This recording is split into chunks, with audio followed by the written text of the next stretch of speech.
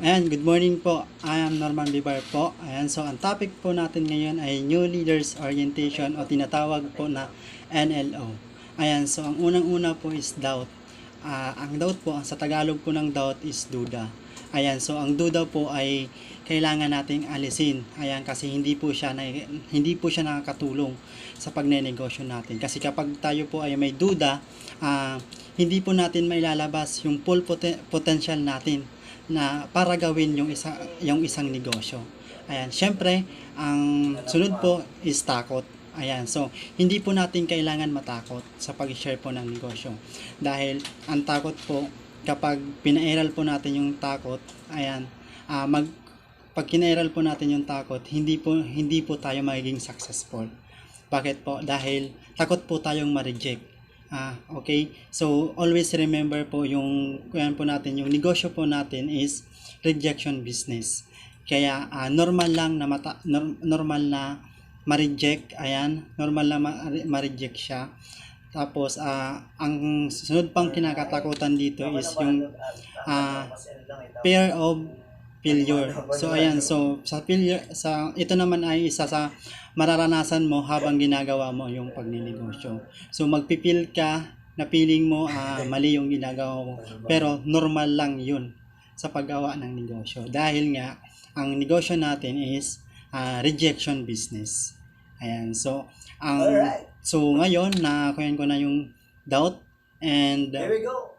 takot. So ngayon naman, tungo naman tayo sa ABC topic natin sa NLO.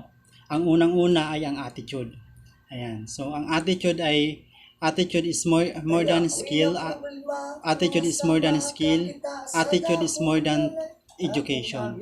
Ayan. So very important po ang attitude sa pagnenegosyo. Dahil kapag maganda yung pag-uugali mo, magiging maganda din yung resulta. Ayan, so bawal ang acne attitude o tinatawag na alam ko na yan. So ito ay papalitan natin ng GLLA o Good Listening and Learning Attitude. Ayan, so tanggalin din natin yung pride at palitan natin ng humility. Ayan, so believe. Dapat 100% dapat naniniwala ka sa company. Ayan, 100% dapat naniniwala ka sa product.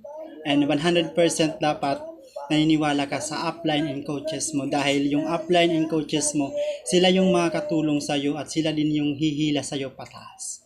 Ayan, kasi wala naman silang sasabihin na ikakasama mo at tutulong sila para sa iyo.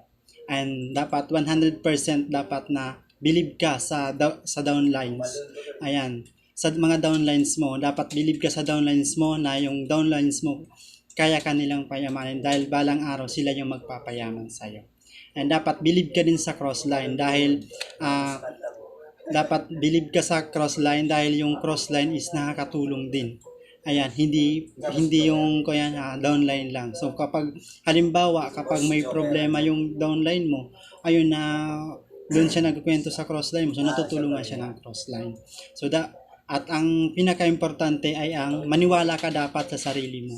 Dahil kung wala kang tiwala sa iyong sarili, hindi mo magagawa yung pagnenegosyo. Dapat ang unang-unang paniwalaan mo yung sarili mo. At lastly, but not the least, yung creator. Dapat paniwalaan natin, dahil lahat ng bagay na nangyayari sa buhay natin ay alam ng creator. Kaya dapat paniwalaan natin si creator. Ayan, ang next po is commitment. Ang commitment naman po is may tatlong uri ng commitment. I will try, I will do my best, I will do it whatever it takes. So dito sa I will try, ibig sabihin po try lang. So dito naman po sa I will do my best, so ibig sabihin gagawin mo lang siya. Bibigay mo lang yung best mo. Hindi tulad dito sa I will do it whatever it takes na kaya mo isakripisyo or isugal yung buhay mo, makuha mo lang yung pangarap mo. So dapat tayo nagninegosyo, dapat tayo ay kailangan natin is I will do whatever it takes. So gawin natin to, isugal natin yung buhay natin para makuha natin yung success. Ayan, so ang next po is discouragement. So ang discouragement naman po, kung sa Tagalog po ay nagpapahina ng loob. Ayan, kung ano yung mga discouragement sa'yo ng mga nakapaligid sa'yo, gawin mo silang pundasyon para makuha mo yung pangarap mo. Kumbaga, gawin mo silang stepping stone para makuha mo yung mga pangarap mo. Ayan, sundin mo lang kung ano yung nasa puso mo. Ayan, so ang next po is excitement. Ang excitement po naman ay i-enjoy mo lang while doing enjoy mo lang siya habang ginagawa mo yung pagnenegosyo. Dahil kapag na-enjoy mo siya na ginagawa mo yung negosyo, mas mabilis at mas mabilis mong makuha at mas mabilis kang kumita. Ayan. So, focus. Ayan. So, focus ka dapat sa mga pangarap mo hanggang sa makuha mo yung success na gusto mo. Ayan. So, kailangan natin mag-focus hanggang sa makuha natin yung pangarap natin na gusto nating pangarap. Kasi kapag hindi tayo nakapag-focus, hindi natin makukuha kung ano yung mga pinapangarap natin.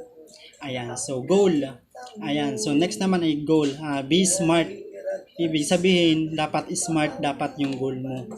Specific, measurable, attainable, realistic, at time bound. Ibig sabihin, specific siya, measurable, so mabilis lang siya makuha. Ayan, so kayang-kaya siyang makuha at dapat realistic. Tsaka dapat may time din siya para, sabi nga, dapat yung pangarap mo, yung mga pangarap mo na tulad ng mga sasakyan, bahay, dapat may time yan kung kailan mo kukunin. So, ang taong may goal sa buhay ay hindi sumusuko hanggat hindi niya nakukuha ang kanyang goal. Ayan, so, yun lang naman. That's all. Thank you.